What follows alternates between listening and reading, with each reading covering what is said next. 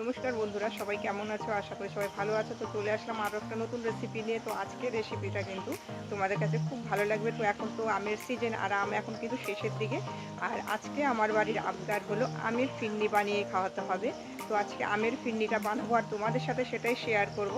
আমের ফিরনি তো বানাবো, তার সাথে থাকছে আবার সাদা ফিরনিও, দুরকম ফিরনিই বানাবো। তো আজকে দেখাবো ফিরনি কী করে বানানো হয়, আর খুব অল্প সময়ে অল্প উপকরণ দিয়ে কিন্তু তোমরা মন চাইলে চট করে বানিয়ে নিতে পারবে এইভাবে আমের ফিরনি।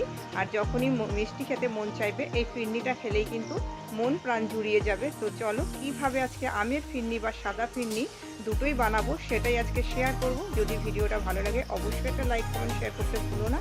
আর যারা ফেসবুক থেকে দেখছো তারা পেজটিকে ফলো করে আমার পাশে থাকবে, যারা ইউটিউব থেকে দেখছো তারা সাবস্ক্রাইব করে আমার পাশে থাকবে। তো চলো কথা না বাড়িয়ে কী করে রেসিপিটা বানানো যায় সেটাই শেয়ার করব।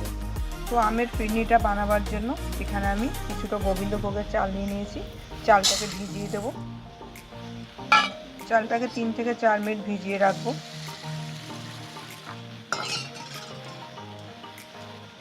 তো 5 মিনিট ভিজিয়ে রেখেছি। চালটাকে এবার ভালো করে ধুয়ে নেব।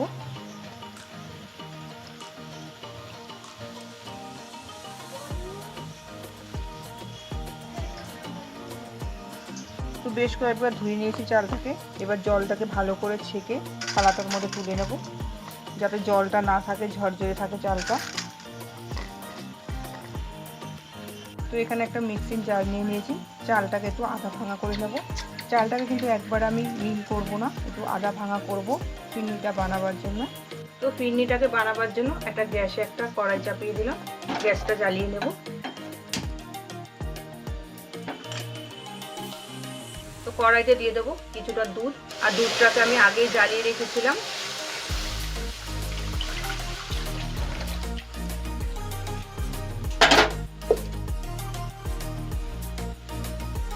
তো এখানে নিয়ে নিয়েছি একটা, দেখো, পাকা আম। আমটাকে এবার কেটে একটা মিক্সিং জারে কিন্তু একটু ঘুরিয়ে নেব। তো এখানে কিছু ড্রাই ফ্রুটস নিয়ে নিয়েছি। ড্রাই ফ্রুটসগুলো একটু কুচি কুচি করে কেটে নেব আমি।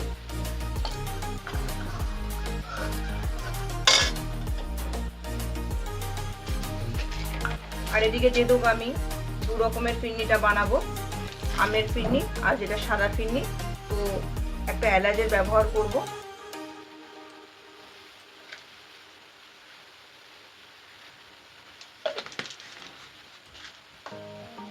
এবার দিয়ে দেবো কিছুটা পরিমাণে চিনি। মিষ্টিটা তোমরা যে যেরকম পছন্দ করো সেইভাবে মিষ্টিটাকে অ্যাড করবে।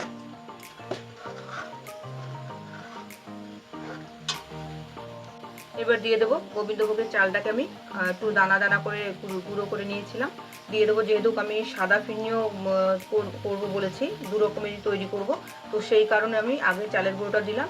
আর তোমরা যদি সাদাটা না তৈরি করো তাহলে আগে কিন্তু আমটাকে দিয়ে নেবে দুধের মধ্যে, তারপরে চালটা দিতে পারো। তো এদিকে সাদা ফিরনিটা তৈরি হয়ে গেছে। এবার সাদা ফিরনিটাকে একটা মাটির বাটিতে আমি নামিয়ে নেব।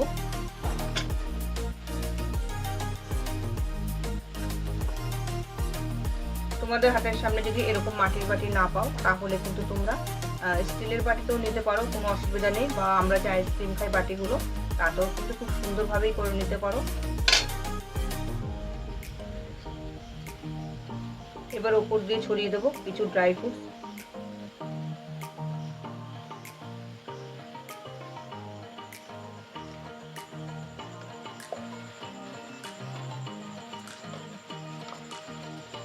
এবার যে আমি আমের পাল্পটা তৈরি করে রেখেছিলাম, এবার দিয়ে দেবো আমের পাল্পটাকে।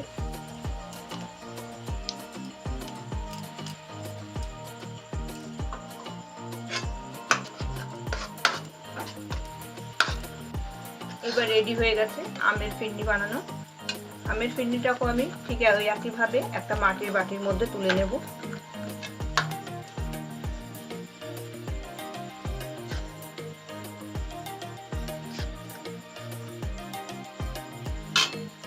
ওপর দিয়ে ছড়িয়ে দেবো কিছু ড্রাই ফ্রুট। একবার এইভাবে বাড়িতে ফিরনি বানিয়ে খেয়ে দেখো। এখন তো পাকা আমের সিজন, তো যখনই মন চায় না কেন, সকাল দুপুর বিকেল বা যখনই হোক না কেন, খাওয়ার কোনো সময় লাগে না। এইভাবে একবার বাড়িতে ট্রাই করো ফিরনি বানানো, নিজেও খাও, অন্যকেও খাও। আশা করি খেয়ে খুব আনন্দ পাবে। তো দেখো আজকের ফিরনিটা কতটা সুন্দর হয়েছে আর কতটা লোভনীয় হয়েছে। মুখে দিতেই যেন একদম মনে হতো অমৃত খাচ্ছি, এতটাই সুন্দর। যেমন হয়েছে ম্যাঙ্গো ফিরনি, সেরকম হয়েছে দেখো সাদা ফিরনি। দুটোই কিন্তু অসাধারণ হয়েছে দেখতে। আর তাহলে খেতে কেমন হবে বুঝতেই পারছো।